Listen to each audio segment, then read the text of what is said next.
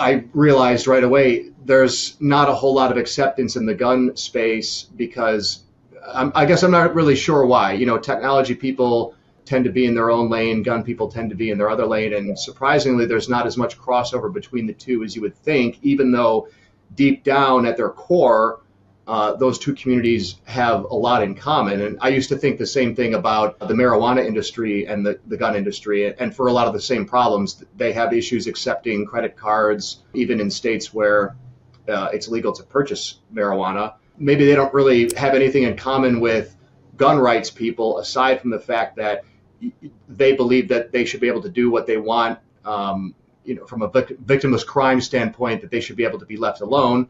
So do we. And both of us have a problem accepting credit cards and being worried about dealing with banks in the future. And so they're looking for ways around it, and we're also looking for ways around it. And then here's these Bitcoin people that may not have anything in common, but it's like a three-circle Venn diagram. There's that middle section where, there's people who are into guns, there's people who are into marijuana. Again, like whether you like that or not, it doesn't really matter. It's just the nature of the market. And then there's also people who are into Bitcoin. And if we can expand the middle circle of that Venn diagram, at least between Bitcoin and guns, again, setting marijuana aside if that's not your thing, then that's good for everybody, because if we have three different markets all working on the same problem, then the chances are we're going to be able to find a solution that works for everybody much quicker, just more resources available. We right now are using BTC Pay. We are not running our own server. It is on a hosted server, but it's a secure server that we're happy with. We have thought about running our own server. That comes with some technology issues that on a day-to-day basis, I'm not an IT guy, and we don't have an IT guy, so I've been sort of reluctant to stick my toe in that water unless I know it's something that I can set up and walk away from and have just work and not have to worry about. But we're using BTC Pay server.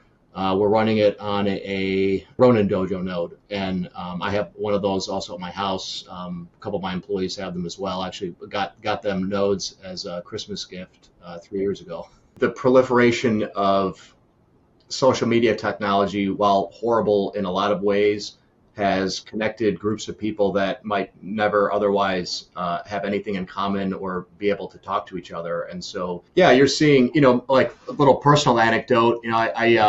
I do a number of things. I'm a black belt in jiu-jitsu. I lift weights, but I also do hot yoga a couple days a week. And the place I do it at, I live, as you probably know, in Oakland County, which is extremely liberal, and the studio I train at is in a very liberal area. And I would say probably 95% of the people who train there are moderately to very liberal. However, I have had many conversations over the last 6 to 8 months with people who I thought I would have maybe nothing in common with.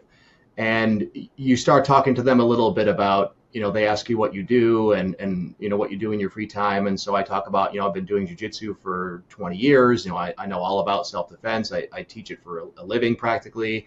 And, oh, by the way, I also am in the firearms industry. And so I see it from that perspective where, I won a world championship in 2015. And even with all that skill and training, all that stuff, there's always somebody bigger, there's always somebody stronger, there's always somebody faster, there's always somebody that knows more. That's why I carry a gun. You see the wheels start turning in their head a little bit when you have those conversations where you're talking to a group of predominantly women about self-defense, and we're talking about teaching a women's self-defense class, and then you start talking about firearms, and you see the wheels turning, and they say, oh yeah, you're right, that's a great idea, maybe I should look into that.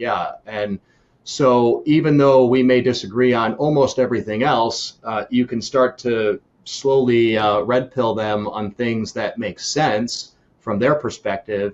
And then maybe you have conversations later on about other topics, and you can kind of wade your way in there. So I would say on Twitter, I'm not the best at that. I'm better with ridicule and humiliation and being very condescending and those kinds of things. But I try to use those two personalities where I see them best fit. And Twitter, for all the things it's great at, it's not great at changing people's minds. You only have a certain amount of characters to do it in, so you got to squeeze your point in there, and then you got to squeeze in some kind of little like retort or reply, and it just never really seems to go anywhere. In person, I feel like I could sit down and have dinner with just about anybody, and by the end of it, convince them that they should probably own a gun. So it's been great to see some of the bigger celebrities, people who were traditionally left, coming out and starting to support positions that are, really more moderate and libertarian than anything else. But, gun ownership, especially with everything that's going on around the world, seems to be something that even people on the left are seeing the importance of. How is it not spread? That's what I don't get. Like, as a business owner, I'll go to a convenience store and I'll say, hey, you guys accept Bitcoin? And they're like, no. Like eventually sometimes that I'll ask, but it's like, how does someone not take on to that right away? Even that fact alone. If you want the answer to that question right there and you like that spicy clip, check it out here. Come on. We'll see you in there. But if you want the full interview in its entirety, all the spicy clips put together, and you're not going to want to miss it, believe me, then check that out here. Come on. We'll see you in there.